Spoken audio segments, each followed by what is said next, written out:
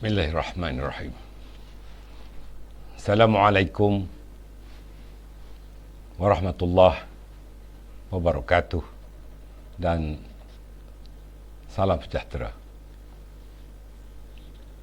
Majlis Kerja Tertinggi UMNO yang bermesyuarat pada hari Rabu 7 Julai 2021 bersamaan 27 Zulkaidah 1442 Hijri yang telah dilakukan secara atas talian telah membuat beberapa ketetapan seperti berikut. 1. Mengabsahkan keputusan penangguhan pemilihan UMNO selama 18 bulan selaras dengan Fasal 10.16 Perlembagaan UMNO. Kedua, mengambil maklum keputusan Biro Politik UMNO melalui kenyataan Presiden untuk memberikan tempoh 14 hari bagi kerajaan menghormati titah ke bawah duli Yang Maha Mulia Sri Paduka Baginda Yang di-Pertuan Agong dan raja-raja pemerintah agar memanggil sidang parlimen secepat mungkin. Hasil tekanan UMNO, maka akhirnya kerajaan akur untuk menasihati Yang di-Pertuan Agong supaya mesyuarat khas penggal ketiga Parlimen ke-14 bakal diadakan selama 5 hari bermula 26 Julai 2021. Ketiga, mesyuarat juga telah memperhalusi dan mempertimbangkan beberapa garis panduan utama yang ditetapkan oleh Majlis Kerja Tertinggi pada 11 Mac 2020 tatkala UMNO memberikan sokongan kepada Yang Amat Berhormat Tan Sri Muhyiddin Yassin selaku Perdana Menteri. Dua panduan utama adalah seperti berikut. 1. Kerajaan harus memastikan aspirasi rakyat benar-benar direalisasikan. 2. Kerajaan harus segera menangani kelembapan ekonomi dan melakarkan pelan tindakan berkesan menangani pandemik COVID-19. 4.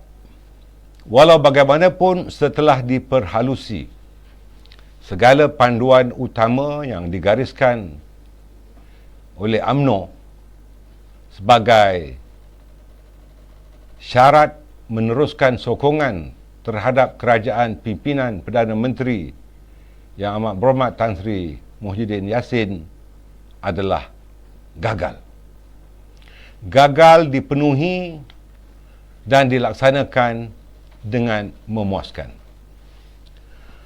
Ternyata kerajaan gagal dalam memenuhi segala aspirasi rakyat di dalam beberapa perkara yang utama seperti berikut. 1. Kegagalan kerajaan menangani pandemik COVID-19 secara berkesan sehingga mencetuskan keresahan dan kemurungan yang amat serius kepada rakyat.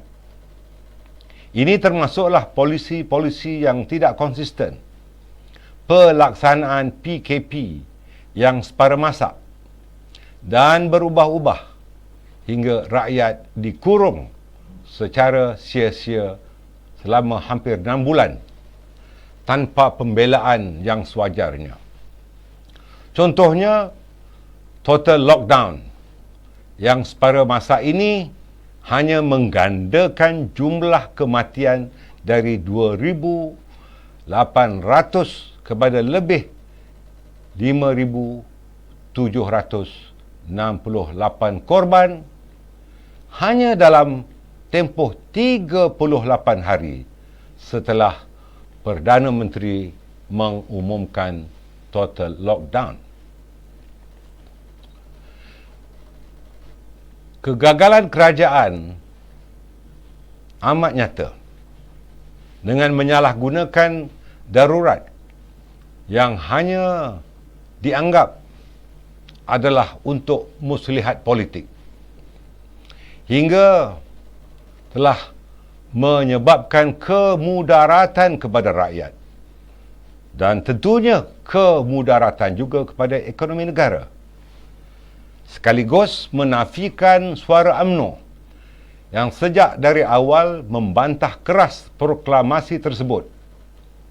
Malah ordinans darurat yang kononnya boleh digunakan untuk membantu rakyat ternyata lebih banyak membebankan dengan pelbagai kompaun bersifat double standard dan melampau yang dikenakan ke atas rakyat di dalam keadaan mereka sudah sedia terbeban dengan isu-isu survival atau kelangsungan hidup, dan ini amat dikesali.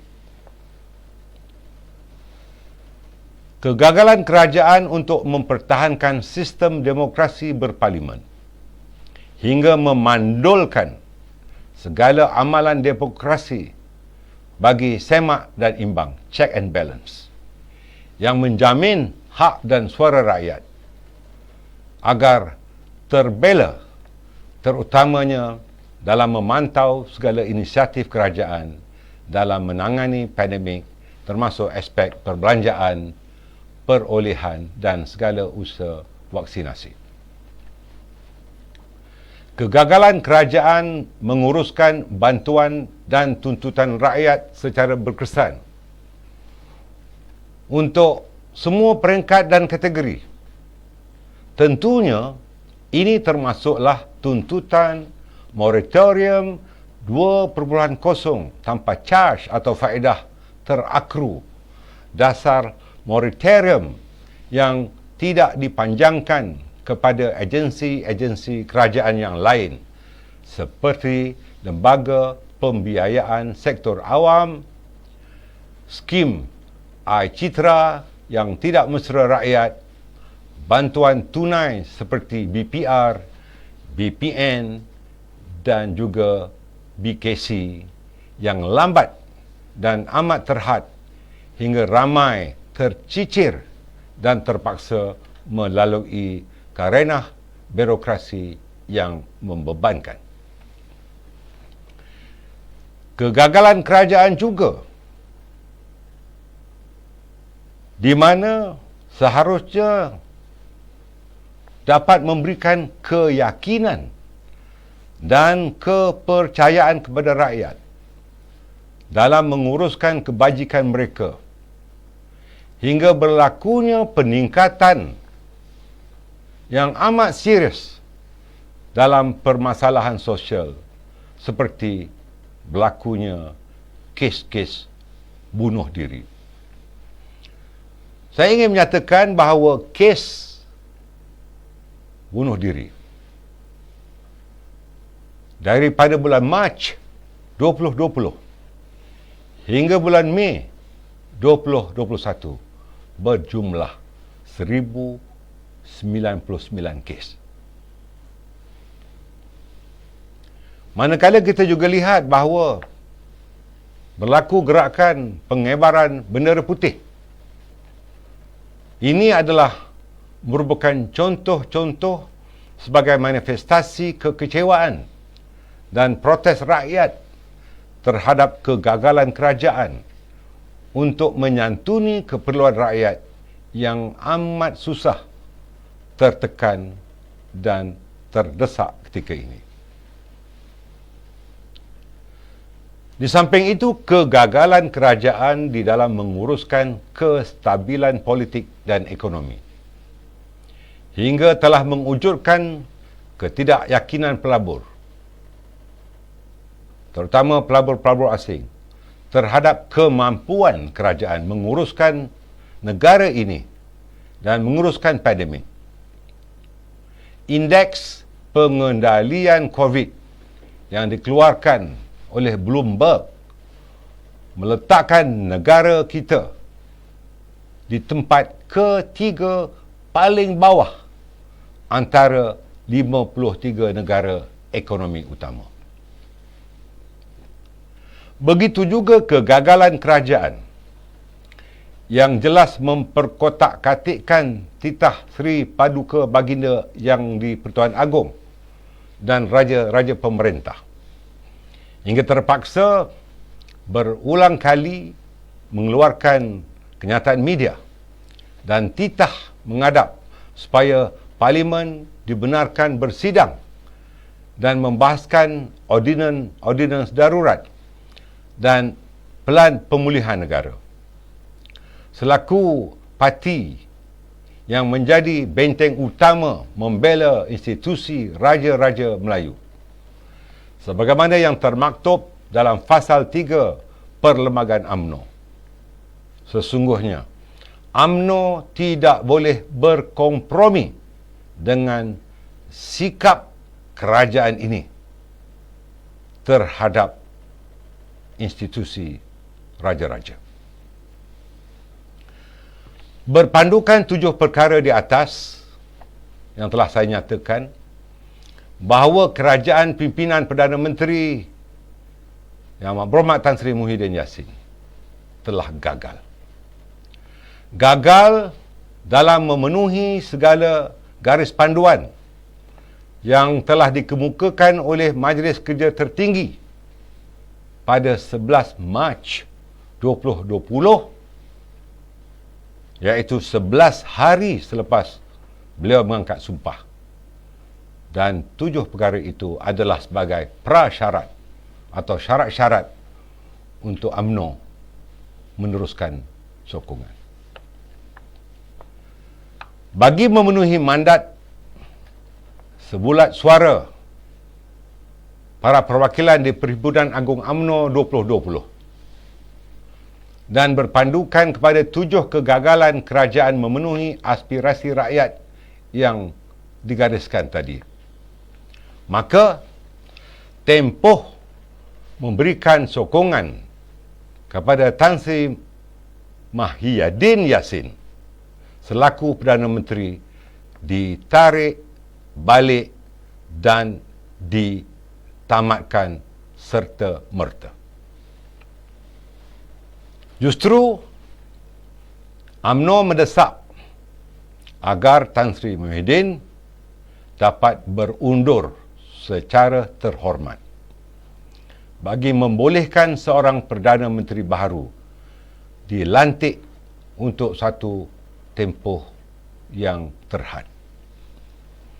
Tempoh Perdana Menteri yang baru akan hanya memfokuskan usaha membantu kebajikan rakyat sepanjang pandemik, menangani COVID-19 dengan pendekatan inklusif dan memastikan proses vaksinasi dan imunisasi dapat disegerakan. Setelah berjaya mencapai tahap imunisasi berkelompok, Perdana Menteri baru mesti segera menasihati Yang di-Pertuan Agong bagi menyerahkan kembali mandat kepada rakyat untuk diadakan pilihan raya umum yang ke-15. Ini penting bagi membolehkan sebuah kerajaan yang benar-benar stabil dan memperolehi mandat majoriti rakyat diwujudkan sebagaimana yang terhasrat dalam titah Yang di-Pertuan Agong sebagaimana yang dinyatakan. Mesyuarat MKT pada malam ini juga mempertegaskan pendirian sebagaimana yang telah diputuskan di Perhimpunan Agung UMNO 2020 untuk tidak sesekali menyokong sebarang usaha mencalonkan Datuk Seri Anwar Ibrahim sebagai Perdana Menteri ataupun kerajaan yang ditunjangi oleh DAP-PH atau DAP-PH-led government.